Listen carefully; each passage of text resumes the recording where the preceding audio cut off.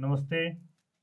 किताब वाले ग्रुप में आज मैं आपको 1942 से में लिखी गई एक छोटी सी बच्ची की जो डायरी होती है, रूटीन वे में हम आप जो डायरी लिखते हैं, उस डायरी का जो किताब के रूप में रूपांतरण हुआ है, उसके बारे में आपको मैं बताऊंगा।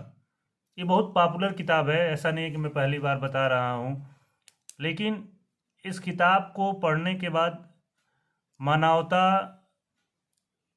कितने नीचे तक चली गई थी हिटलर की, क्या हिटलर के दिमाग में था यहूदियों के लेके, क्यों ऐसा इतना वो यहूदियों को पसंद नहीं करता था, वो सब उस अलग बात था। लेकिन बच्चियों तक को, 12 साल 14 साल 15 साल के छोटे बच्चों तक को उसने नहीं छोड़ा। वो छोटी सी बच्ची जो मात्र 12 साल की होती है, 15 साल तक जाते जाते, 14 साल 15 साल तक जाते जाते वो एक्सपायर कर जाती है, मर जाती है।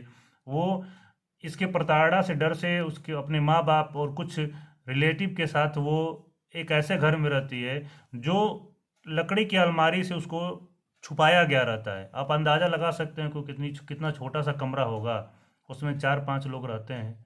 उसके बावजूद भी जो हिटलर का खुफिया तंत्र होता है, जो यहूदियों के प्रति उसका गुस्सा होता है, उसके प्रताड़ित करने की जो क्षमता होती है निचले स्तर तक जाने का, उसमें वो खोज निकालता है उन लोगों को भी।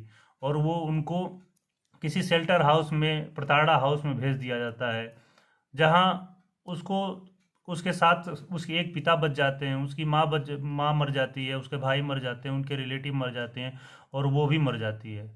और उसने उसके बर्थडे पे उसके पिता ने, एक बगलगीर ने जो गिफ्ट दिए थे, उसमें किसी ने उसको एक डायरी भी दे रखी थी, जिसको वो रूटीन वे में लिखती है। और 12 साल 14 साल की बच्ची, आप क्या अंदाज़ा लगा सकते हैं कि किसी के प्रति क्या प्रेम दर्शा सकती है और किसी के प्रति क्या वो गुस्सा दर्शा सकती है।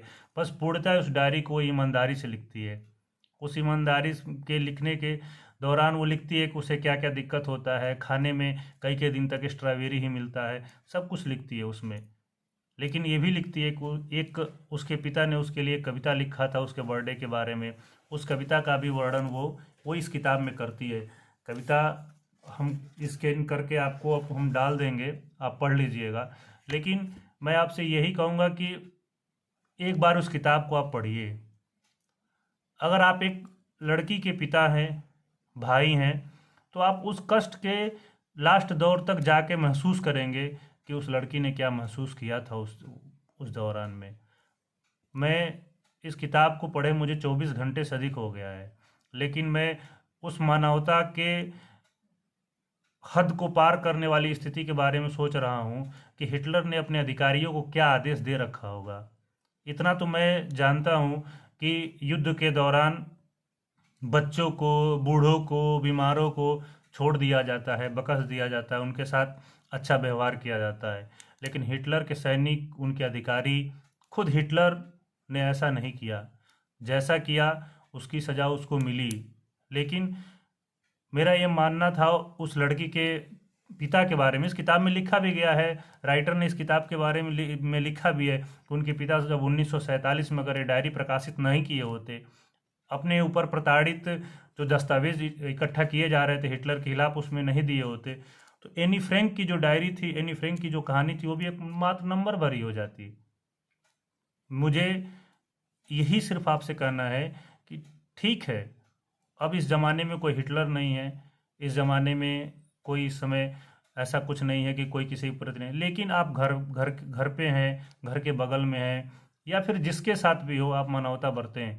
मानवता का स्तर यही नहीं होता है कि हम किसी को खाना दे दें। मानवता का स्तर ये भी हो सकता है कि हम किसी के प्रति अच्छा व्यवहार करें, अच्छा बोलें, अच्छा करें, खास करके बच्चों के साथ। अगर आप एक लड़की के पिता हैं, तो मेरे हिसाब से आपको ये बुक, एनी फ्रैंक की जो रूटीन वे डायरी है, वो आपको पढ़नी चाहिए। मैंने फ्लिपकार्ट से मंगाई थी, आप इस पर डेट भी देख सकते हैं। ये नवंबर महीने में मैंने मंगाया था। डायरी थी तो हमने एक रूटीन वे में डायरी को पढ़ा भी और महसूस भी किया। आप भी इस किताब को पढ़िए, पार्ट वाइज पढ़िए अगर बहुत आपको किताब मोटी लगती है तो, लेकिन एक बार पढ़िए। आज तक आपने हिटलर के बारे में सिर्फ सुना होगा, हिटलर के बारे में बहुत सारी तमाम किताबें हैं जिसके बारे में आपको नहीं। ये किताब आप पढ़ेंगे तो आपको एक फ़ायदा ज़रूर होगा, आप डायरी लिखना ज़रूर सीख जाएंगे कि डायरी लिखी कैसे जाती है। ये आपके फ़ायदा है। दूसरा फ़ायदा ये है कि आप हिटलर को पढ़ पाएंगे, महसूस कर पाएंगे कि हिटलर की मनोदशा क्या थी लोगों के प्रति।